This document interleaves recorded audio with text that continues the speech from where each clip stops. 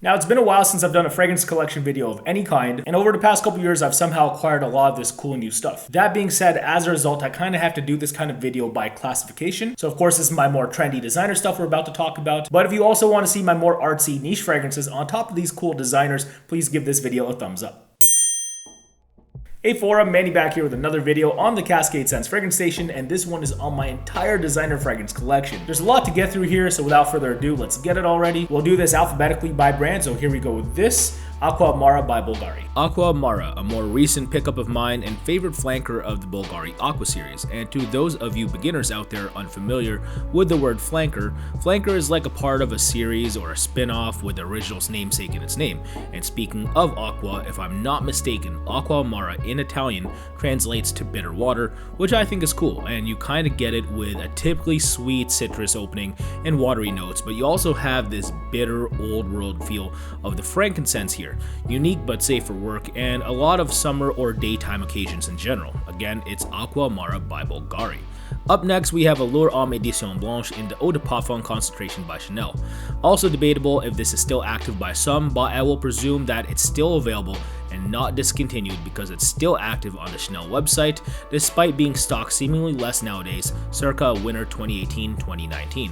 Now, I love this scent because it's a lemony, vanilla-y scent that's a tad woody to keep it going too gourmand, and it's absolutely stunning for the summer. Can't find too many summer gourmands out there, and gourmand, if you don't already know, means something that's reminiscent of an edible food, typically a dessert. And yeah, those scents lean more fall or wintry because of how thick they come off when wearing them, but no, this one right here is just perfect in its brightness for the summer with the right amount of sweet. Again, it's one of my all-time favorites in Allure, Homme, Édition, Blanche, this time the Eau de Parfum concentration by Chanel. Next up, Bleu de Chanel in the Eau de Toilette concentration.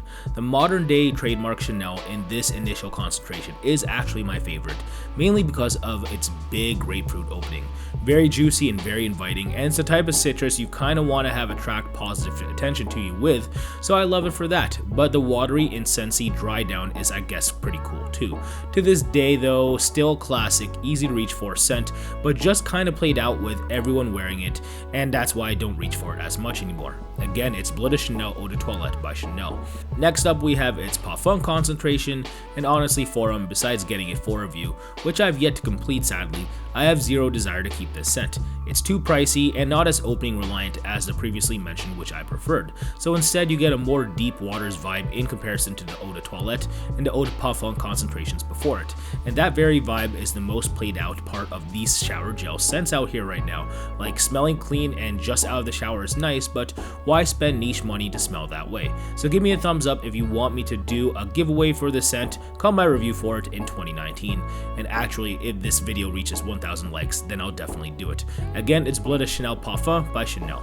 Last Chanel, but not least for now, here's Platinum Egoiste. Platinum is the OG 90s Notorious B.I.G. scent that's perfect for the office with its steely, austere vibe.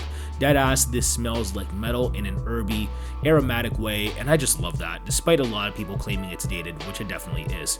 However, I'll always be hella nostalgic about this scent, and it's definitely one that is a cornerstone for my fragrance journey, and why I do this / still do this. So Platinum Egoiste by Chanel for the win.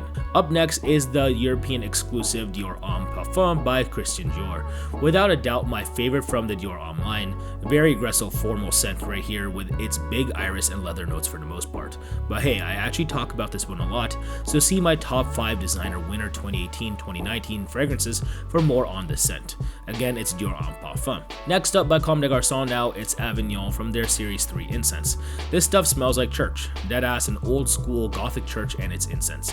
So it goes without saying that it is super daring and not for the faint of heart. I personally love it for those most pessimistic of days whenever I have one, so for the bad bitch in all of us, try this shit already if you're interested. Again, it's Avignon by Comme des Garçons. Next up, also in the Comme des Garçons incense series, it's Kyoto. And this stuff right here is more reliant on a fresher aspect of incense, not as dark and way less imposing. So I'd say it's definitely the friendlier of the two, and the friendliest of the line overall with its cool, also coniferous zen-like approach. And if you're just getting into incense fragrances, this just comes off as safer smelling overall, and unlike other dominant incense scents outside this line, this one is rather affordable. Again, it's Kyoto by Comme des Garçons. Up next now by Dolce & Gabbana is the one for men in its Eau de Parfum concentration. Unmistakable, all ages, signature scent DNA right here, passable for most times during the year on scent alone for most occasions, with its sweet tobacco style and powdery and almost ambery approach. Just super crowd friendly, but for me in recent years, it just seems hella dated. Like since the initial concentration's release, this has to be the signature scent of most of my friends in Niagara Falls, Ontario, Canada, where I live. And I don't exactly get into the fragrance subculture to smell like the majority for that many years, so yeah, I'm just kinda done with the stuff. But it does have a special place in my heart because of the homie, so again, this was the One for Men Eau de Parfum by Dolce & Gabbana. Moving on, up next, here's Icon by Dunhill. Kinda styled in that modern, gentlemanly way with a citrusy opening, aromatic / spicy heart, and then gets woodier from there. But what makes Icon most unique is its use of what seems like citrus florals on the designer level, and it smells darn good. Try this if you're looking for a late 20s to middle-aged versatile signature scent that isn't a shower gel bomb, as it may just be for you. Again, it's Icon by Dunhill. Up next now, speaking of citrus florals, is Mediterranean Neroli by Hermenegildo Zegna. Now this one is from Zegna's higher end line, but for the sake of them being a menswear brand, I grouped this shit in with the designers, and I must say that it is really lovely overall. Neroli again is a sharp, clean floral that a lot of guys seem to be crazy about, and I think here it's done furthermore beautifully because it smells like both manly clean and a floral simultaneously, and not once does it remind me of not a man's scent. So for a bona fide menswear brand in Zegna, I respect the execution a lot here, so I love it. Perfect for spring smart casual wear and formal occasions. Again, it's Mediterranean Neroli by Hermenegildo Zegna. Next up, we have an OG that's hard to forget in Armani Code by Giorgio Armani. Now Armani Code is one that I'd also put in that the One for Men Hall of Fame, where it's a great scent, but it's also a notorious scent at the same time. Like, I love how citrusy it is, but it doesn't feel awkward with the predominant spicy and leathery notes as well. Just overall very crowd friendly, and you can wear it for almost anything. And I'd say the one knock on it and the one over the years is the performance, and it's even worse now. So be careful with newer formulations of this stuff if you like it, that and the fact that everyone wears it if you're also conscious of that, but that's just for me here. Of course it depends on your immediate geography. Again though, it is the unforgettable Armani Code by Giorgio Armani. Up next we have a few Hermès scents now, starting with Rose Ikebana. Again, another exclusive, with this being from the Hermès line, but it's an Hermès, so it's not like it's not a designer. But yeah, rose plus tea equals I naturally love this stuff. Very effervescent and uplifting, and for Hermès to make a rose wearable in the summer with a lighter approach is something I really appreciate. But I can understand how most people aren't with this because rose is a statement making type of note to them, so if that's what you want out of rose, stay away from this. Otherwise, if you want something low key sometimes, give this a shot. Again, it's Rose Ikebana by Hermès. Moving on with Hermès, here we go now with the OG Eau de Toilette concentration of Terre d'Hermès. This stuff just ticks off the right boxes as a signature scent for the modern male.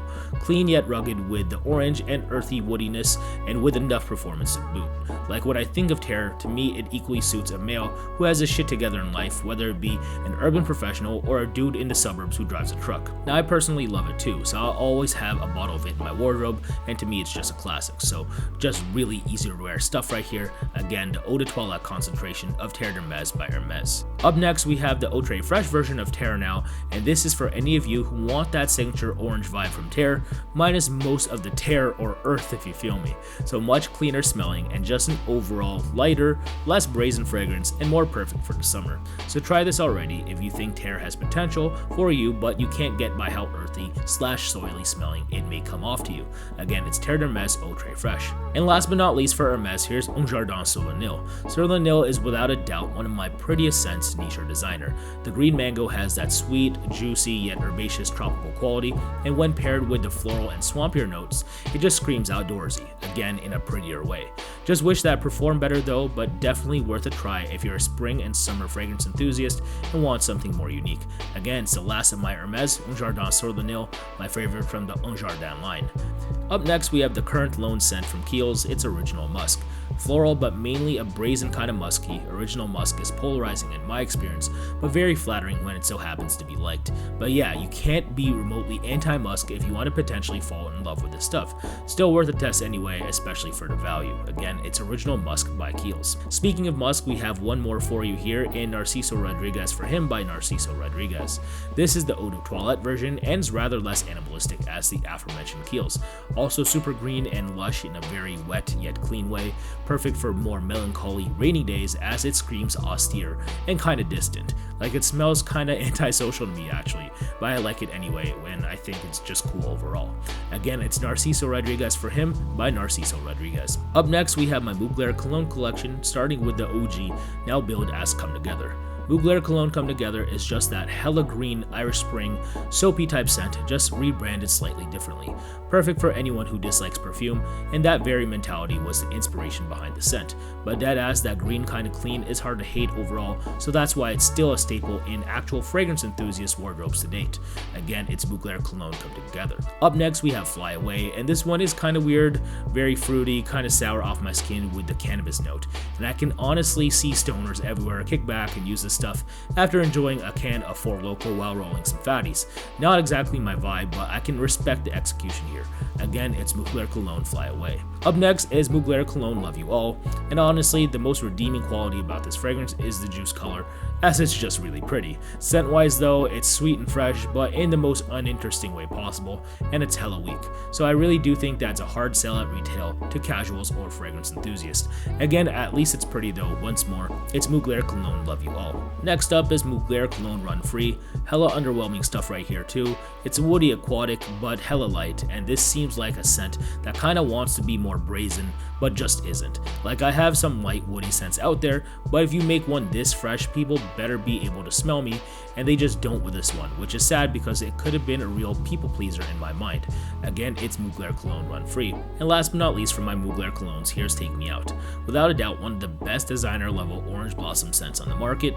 If you like orange and want something that's a little more herbaceous and floral simultaneously, or maybe that just sounds very interesting to you, get on this already. Yes, it's kind of femme, but I even think that manly men out there would respect this scent enough to want their girl to at least wear it if they wouldn't. That being said, it's my favorite of the Mugler colognes by Thierry Mugler. Again, it's Take Me Out. And if you want a more detailed take on the entire Mugler cologne collection, see the description below for a full review of them, as I did that recently. Now moving on to a few Tom Fords now, starting with the Eau de Parfum concentration of Black Orchid. Now Black Orchid is one of the most niche, non-niche scents out there, also not for the faint of heart. It's a very dark, earthy, and even chocolatey floral in the most sultry of ways. So definitely a bad bitch scent for the modern day assertive woman against the super aggressive Black Orchid Eau de Parfum by Tom Ford. And now we have a couple private blend collection offerings. I know, debatable as far as their designer or niche status, but they're a clothing brand, so it's here. So firstly, fabulous. Now FF has that almost promiscuous vibe about it, but in my mind, it's low-key sophisticated simultaneously. Like I envision a girl who has her life together going out for a sexy date, or going out for a night on the town with this one. That's just what I think of. The smell is super fun with its sweet, aromatic, and leathery approach. Again, super jokes with its price point, but it definitely fills a role with its marketing and execution. I can appreciate that, so I own it. Again, it's fabulous by Tom Ford. And the last Tom Ford we're discussing now is Mandarino di Amalfi. Lots of citrus, slightly herbaceous, overall comes off as fresh and soapy in a beachy way. Hard to hate this unless your nose has a vendetta against fresher style scents. Like legit in this genre, this is one of the better ones on smell alone, but of course it's hampered by its price point and performance. Otherwise, a great 2-hour scent. Again, it's Mandarino di Amalfi by Tom Ford. And last but not least, we have Spice Bomb by Victor and Rolf. Warmer spices, sweets, tobacco, it's definitely what it says it is, a spicy standout to a T. Also, weirdly enough, I know a girl who actually wears this, and it's the only time I've ever complimented someone on wearing this because it was just an amazing and unexpected waft off of her. Otherwise, too many dudes rock this, so I don't rock it myself as much anymore. Still really lovely though. Again, last but not least, it's Spice Bomb by Victor and Rolf. And there it is for him. Hopefully you enjoyed my entire designer fragrance collection video. Thanks so much for watching. Also, again, please be sure to let me know if you want to see a niche fragrance collection video too by giving this video a thumbs up. As always, 500 likes and a random subscriber in the comments gets an assorted niche fragrance sample pack. So please be sure to also subscribe and comment to be eligible for that giveaway. But yeah, I think that's about it. Thank you again for the ongoing support. Until the next one, take care, peace out, bye. Wear your fragrances.